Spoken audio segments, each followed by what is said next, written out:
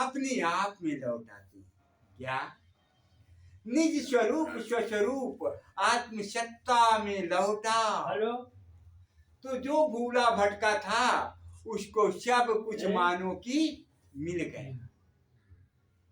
ऐसे अगर हम आप हो जाएं, ऐसा कर लें और ऐसा आत्मा में ही तृप्त हो जाएं, तो मान लो कि सब कुछ बन जाए। सद्गुरु कहते हैं कि परंतु जो मनुष्य आत्मा में ही रत हो गया और आत्मा में ही तृप्त हो गया और आत्मा में ही संतुष्ट है, उसके लिए कोई कर्तव्य नहीं रह जाता। उसके लिए कोई कर्तव्य नहीं रह जाता। कौन? जो आत्मा में ही तृप्त हो गया और आत्मा में ही रति लगा दिया, उसके लिए कोई कर्तव्य कर्म बाकी नहीं रह जाता। ये तो बड़ी वैसी बात निकल कर रहा है। अब यही सत्य है। जिसकी रति ही वहां लग गई तो उसको बचा क्या? भाई कर्म होते किससे थे? क्षुधा से। कारण क्या था? चाहत। और चाहत मिट गई और रति उधर लग गई, आत्माराम में रति लग गई। तो जब उधर लग गई, उधर ही मगन हो गया, तो फिर बचा कौन? अकेला बचा। जब अकेला बचा, द्वैत है ही नहीं, प्रभु अलग है ही नहीं, अपना अलग है नहीं, तो किसको चाहेगा? अब किसको चाहेगा? अब चाहने वाला ही कोई नहीं, तो फिर समाधि किसके लिए लगाएगा? ध्यान किसके लिए लगाएगा? कौन सा कर्म? क्या? तब तक नाव काम करती है जब तक पार ना हो जाए। और अब पार हो गए तो नाव को गठिया कर ले जाओगे क्या? अगर पत्तल में प्रसाद पा लिए तो प्रसाद तो पा लिए, अब क्या वो पत्तल को गठिया के चलोगे क्या?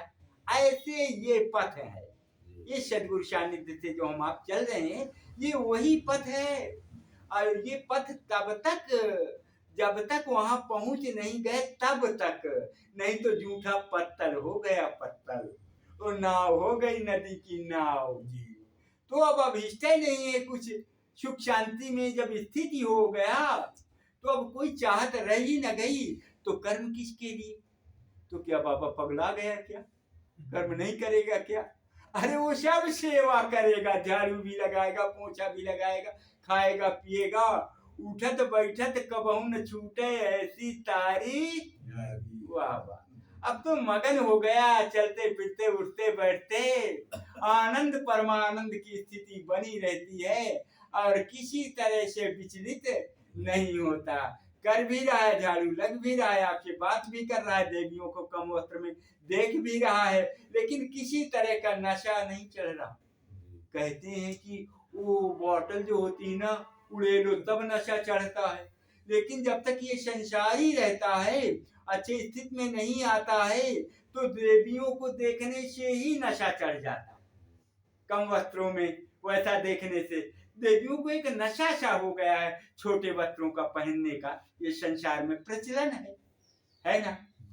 और ये देवता लोग पूरा फुल स्लीव्स का पहनते हैं, लेकिन वो कितना कितना छोटा पहने कुछ कहा नहीं जा सकता।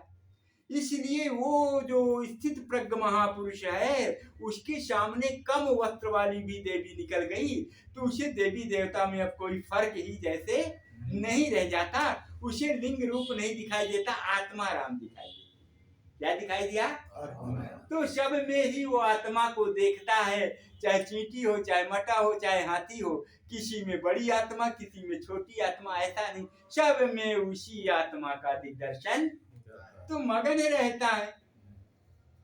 स्थित प्रज्ञ हो गया है, अपने आत्मा में ही मगन रहता है, ऐसा कहें तो फिर वह कर्तव्य उसका नहीं रह जाता। अब कर्तव्य नहीं रह गया, हिलता डुलता खाता पीता चलता फिरता सेवा करता है। क्या करता है? सेवा। अब जो भी करता है सेवा समझ के, यही बारंबार हम आप लोगों को कहा करते हैं कि अपने घर में सेवक बन जाओ। सेवक सेवा करने के लिए दृढ़ कर लो कि मैं सेवा करने वाला हूँ, मालिक नहीं हूँ। पेंशन को भूल जाओ, वो चाबी जो लटकाए घूम रहे उसको भूल जाओ, और सेवक हूँ और मुझे इनको शर्म लगेगी तो प्रसाद बरबस देंगे। तो कौन ऐसा घर होगा? आप ऊट पटांग कुछ नहीं देवियों को बोलेंगे तो आपको प्रसाद तो लेकर दौड़ेंगी देवियां, यही ना। इसलिए इसी घर को स्वर्ग बनाओ, ऊपर मुंह फाड़ के स्वर्ग में पहुंचा देगा कोई, जाप करा लो। ऐसे तो राम जी भी जाप करवा लेते अपने गुरु जी से, वो भी पत्रा उत्रा जानते थे, पंचांग देखते थे, उनका हाथ देख लेते, विचार लेते कि रात में कौन सा ग्रह टेढ़ा हो गया, 14 बरस विशेष उदासी निकलना पड़ रहा है। लेकिन पत्रा नहीं देखे ना, यज्ञ नहीं बैठाए, नहीं तो हवन कुंड बड़ा होके बैठा बनवा लेते और तिल जाओ वाह वाह स्वाहा स्वाहा करवाते तो ग्रह कट जाता। लेकिन ऐसा कुछ भी, तो इसलिए इससे कुछ भी होने वाला वर्किज वर्शिप, कर्म ही पूजा। अगर नहीं काम सिद्ध हुआ तो कहीं खोट लगी है, कर्म में कहीं गलती लग गई है, क्योंकि बगल वाले में 12 क्विंटल हुआ, हमारे में 7 क्विंटल हुआ, यही ना। तो कमी को देखें और उसको दूर करें, अच्छा कर्म करें तो बात बन जाए, यही ना। सदगुरु कहते हैं यही तो लक्ष्य था, यही तो लक्ष्य था, जहां पहुंचना था ऐसी में स्थित हो गया। जब अव्यक्त सनातन, अव्यक्त जो व्यक्त ना हो, देखने सुनने में ना आए, तो सबको तो देखा सुना समझा संसार को जा सकता है, लेकिन आत्मा राम को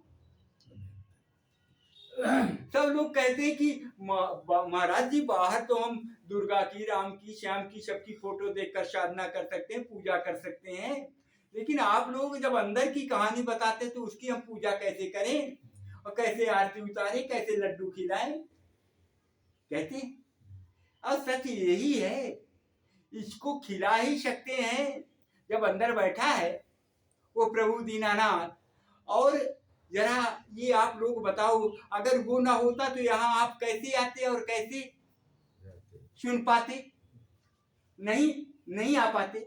इसलिए आप आए हैं उसी की बदौलत, वो है तो ही आप